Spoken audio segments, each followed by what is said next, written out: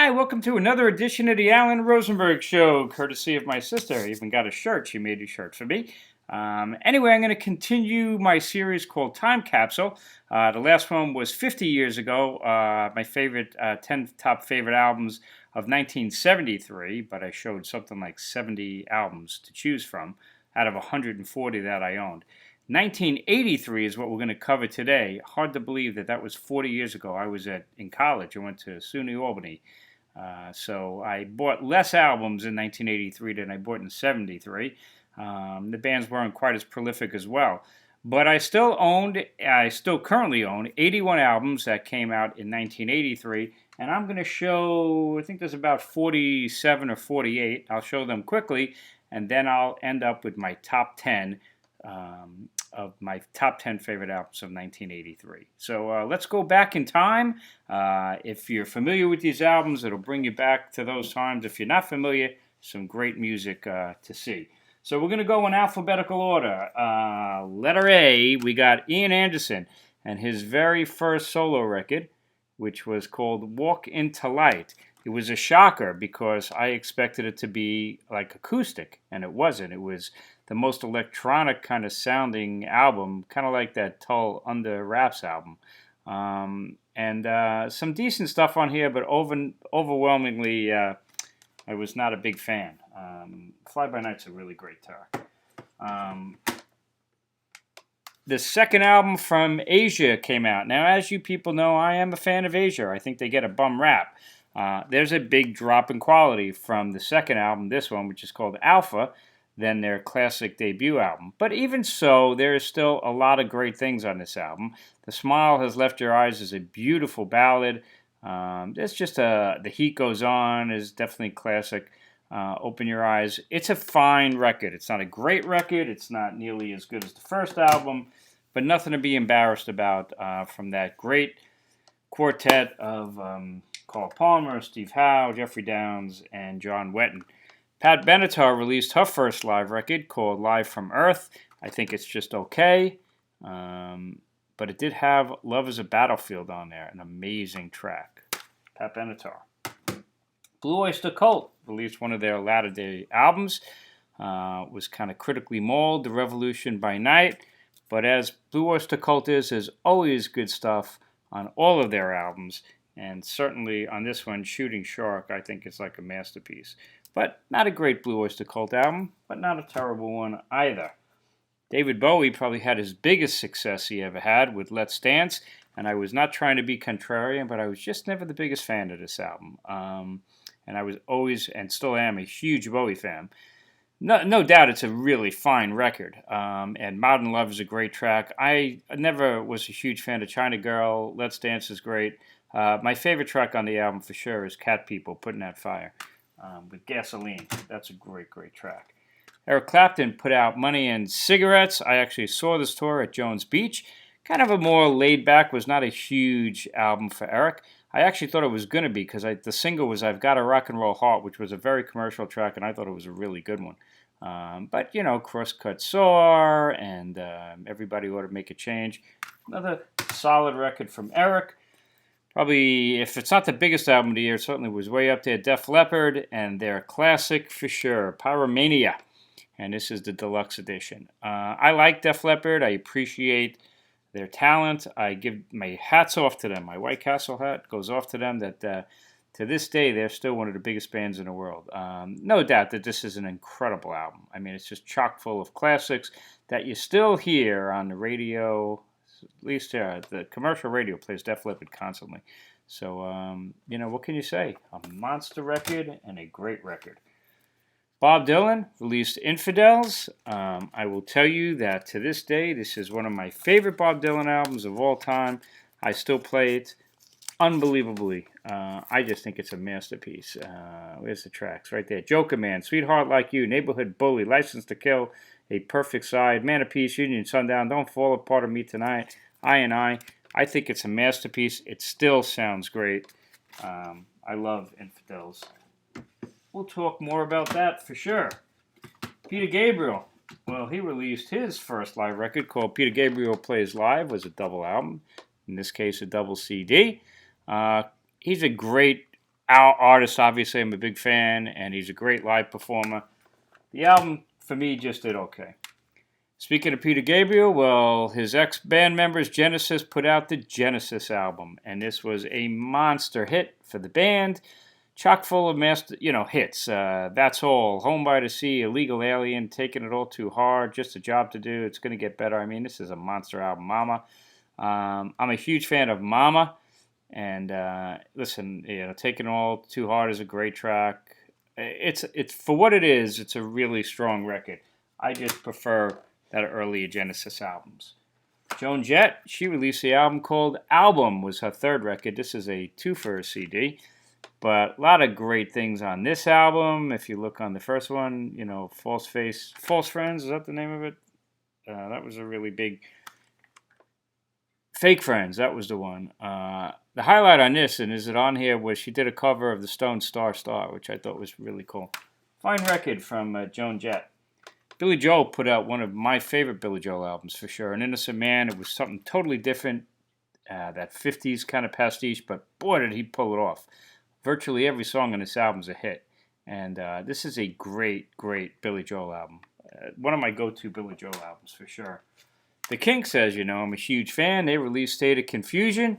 Another really strong record. The title track, Come Dancing, was a huge hit. Property is a great track.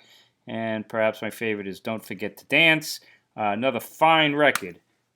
Little dip in quality compared to low budget and give the people what they want. But still a really fine record. Mark Knopfler put out his first soundtrack, Local Hero. Really cool movie. Even a better soundtrack. This is a great, great album. Lots of great haunted music. And the title thing called Going Home is, to this day, one of the greatest things Knopfler's ever done. Dire Straits would play it live as well. An amazing track from a really good soundtrack. Cyndi Lauper, well, she put out her debut solo record. Girls Just Want to Have Fun was the big hit. But then Money Changes Everything, and Time After Time, and before you knew it, virtually the whole album was a hit from this album, She's So Unusual. Huge record for Cyndi Lauper. Madonna's debut came out. I was in Albany when this came out. I don't know. My old friend Stacy, I don't know if you're ever going to watch this video, but I always think of you when I hear Madonna. But this album was just monstrous when I was at SUNY Albany, and even a rocker like me fell in love with this album. Lucky Star, Borderline, Burn It Up, Holiday. Really good stuff. Madonna's first record.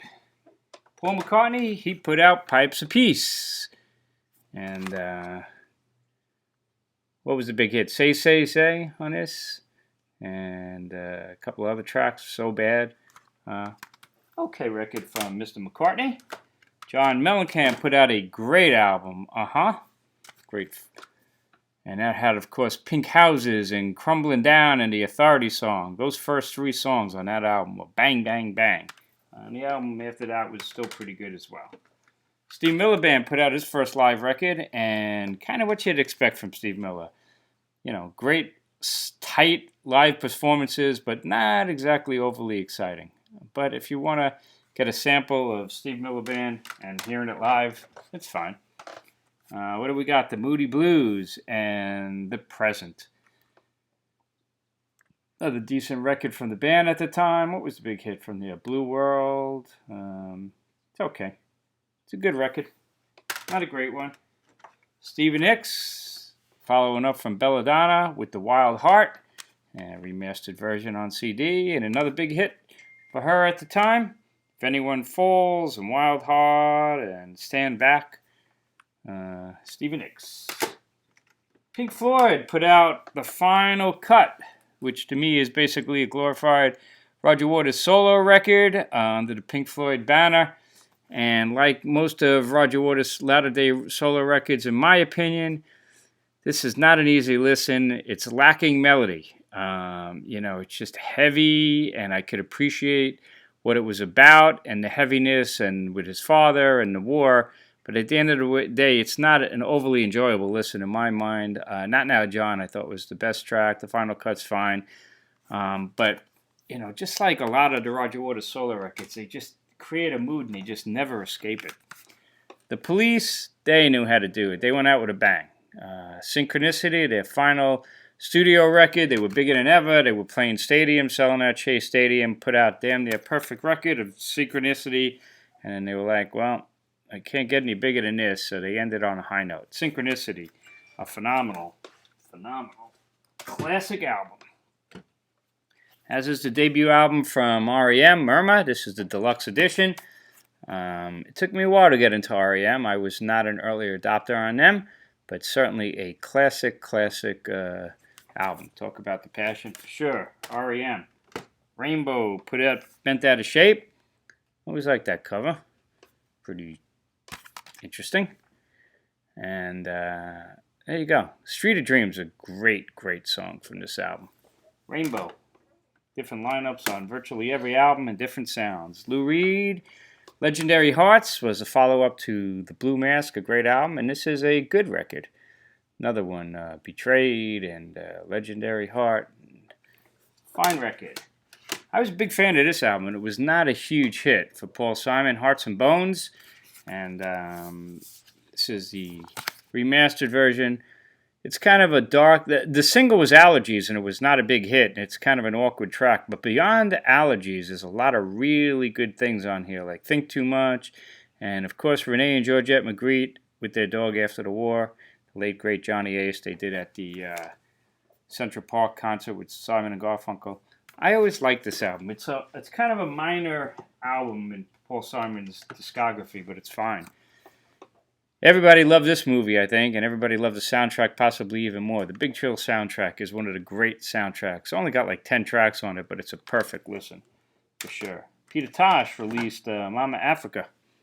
Another fine record from him. This is the digitally remastered edition with bonus tracks. I guess the hit, if you want to call it a hit, was Trying to Be Good, but Stop That Train. There's just a lot of really good tracks on this album. Peter Tosh, I'm a big fan of. Well, in 1983, you could not escape Tina Turner with Private Dancer, and this is the digitally remastered with bonus tracks. This was such a return to form for Tina. Totally redid her career with help from Mark Knopfler and others. What's Love Got to Do with What's Love Got to Do with It? But Let's Stay Together, Better Be Good to Me. You know, virtually the whole album is just a classic. Still holds up really, really well. U2 released their third record, War. I saw them on this tour. They actually played SUNY Albany, and they were just really starting to make it. New Year's Day, Two Hearts Beat as One, Sunday Bloody Sunday, all from this album. They were starting to make it. I remember seeing them live, and I was like, oh my God. You just saw this band, and you knew that they were just going to take over the world if they could keep writing great songs, which, of course, they did. And so it was fun seeing them on this tour.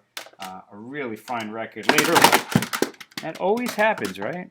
Later in the year, they released the live EP, Under the Blood Red Sky. I don't know if you want to include this, but this is a cool edition box with a DVD. Great concert from Red Rocks, an all-time classic. But U2 were more powerful, I thought, live than on the studio records at that time. So there you go. Stevie Ray Vaughan and Double Trouble released their first record, Texas Flood. You know, they didn't rewrite the wheel, so to speak, but they just did it in such a great way, doing the blues. And Stevie Ray's such a magnificent guitarist, melodic and fast, but clean, like Eric Clapton. Eric Clapton on steroids to a certain extent.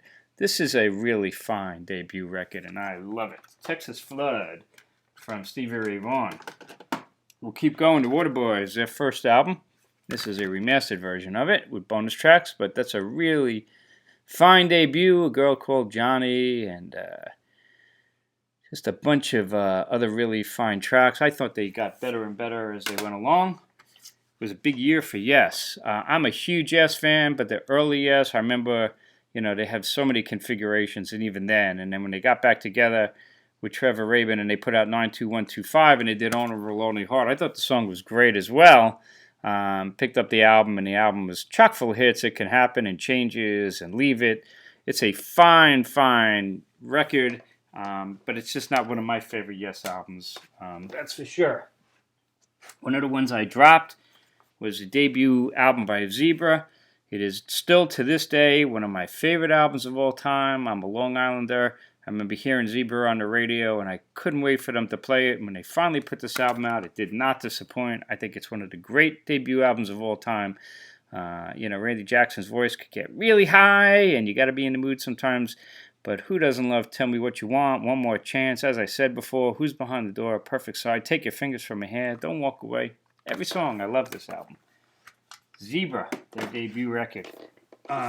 This, unfortunately, I only have it now in this big mega box set. But I used to have it on vinyl, I don't anymore. And that's Robert Plant's second album. And that was the Principle of Moments. I only have it in this mega box. But it's one of my favorite records. I got to get it again independently out of the box. But this album's got some of my favorite songs of all time. In the Mood and Big Log. Big Log especially is one of my favorite tracks by anybody. I could listen to that at any time. But Other Arms and Messing with the Mekon and Reckless Love, The Principle of Moments is one of the great records and one of the high points, I think, of Robert Plant's career, even including Led Zeppelin. Yep, I said it, it's true. What else do we have? Some vinyl, I'll just show you. Crosby, Stills and Nash released a live record called Allies. Kind of a minor release, but a couple of good things on there. Barrel of Pain is a killer track from that album. Dire Straits released an extended dance play called Twistin' by the Pool. Played the hell out of this when it came out. I love the title track. It's just good fun. 4 tracks, but nothing major, but fine. Marianne Faithful, I'm a huge fan of. This was her third album from her return, when she did Broken English. And another fine record called The Child's Adventure. Times Square, fantastic track. The Blue Millionaire, Falling from Grace, love that one. Good record. Ellen Foley released another Breath. I thought it was not nearly as good as her other albums, but still pretty good stuff from Ellen Foley. What the hell is this, you're saying? This is Grand Funk, and it was their final studio record. After they returned with Grand Funk Lives, which was a great record, they put this one out. Yeah, I don't know what the hell to make of the cover. Hot woman with jumper cables and clearly a phallic thing in the back there. This was their return, different bass player with Dennis Bellinger, but not a great Grand Funk album. It doesn't bode well to get them into the Hall of Fame with that record. I was not a big fan of this album. This was hard. And their album Passion Works, very 80s drum sound. They wound up redoing some of these songs later on and re-released them. How Can I Refuse is a really good track. Sleep Alone was a good track, but overall, not great from Heart.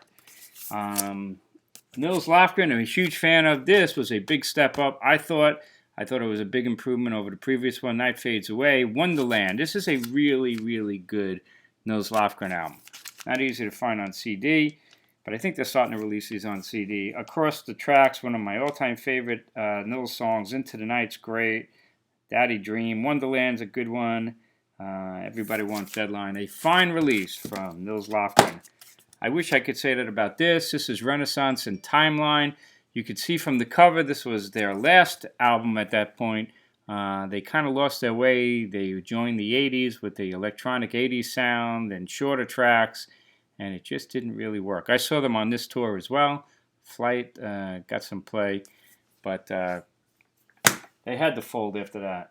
There was just nowhere to go. Paul Rodgers did his first solo record, Cut Loose, and this was a fine record from the legendary singer.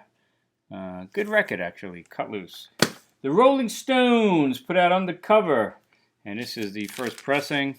Still got all the stickers on there. I was a big fan of the album cover. I love this album cover. I know a lot of people don't. I think it's a great one. I even put the hype sticker in the bag. This is how it looked when you got it to cover a little tush. I always call this album a Rolling Stones album for Rolling Stones fans, and it is. This is a really strong record if you like the Rolling Stones. It was kind of unique. To me, I'm a huge fan of Rolling Stones ballads, and this album doesn't have any. So it was a shocker at the time. But I thought this was the MTV era, and the Stones did 3 videos from this album. They were all amongst their best videos ever. The title track, Undercover of the Night, and She Was Hot was a great video. And one of my favorite Stone tracks, believe it or not, is Too Much Blood. I wish they would play that live, but they never will. It's just such a cool track and a great video. But there's a lot of good things on this record, and I think it's really good. And I think Michael Jackson totally ripped off the riff from It Must Be Hell. Mick and Keith should get the royalties on that black and white song. Listen to It Must Be Hell. He took it. Tie You Up, The Pain of Love. Feel On Baby is really interesting, kind of a reggae dub kind of a thing. I like it a lot. I love it. It's a Rolling Stones album for Rolling Stones fans. And Uriah Heep, the last one I'm going to show. Head first, Uriah Heep doing a very AOR type album, but certainly a fine record. Peter Golby was singing at that time, and it's it's Other Side of Midnight. It's a fine record if you like Uriah Heep, but it's not a great album. So there you go. There's about 47 or 48 of my favorite albums from 1983. What are my top 10? Are you ready? At number 10, Stevie Ray Vaughan and Texas Flood. Put that up there.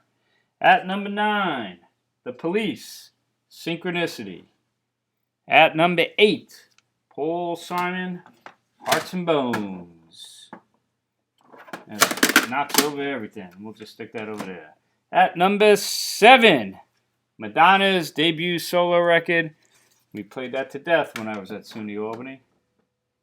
At number 6, Cyndi Lauper, She's So Unusual. A damn near perfect album for sure.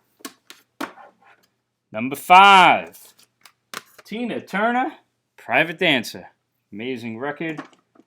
Great comeback. She deserved all her accolades. Number 4, The Principle of Moments. Right there. From Robert Plant.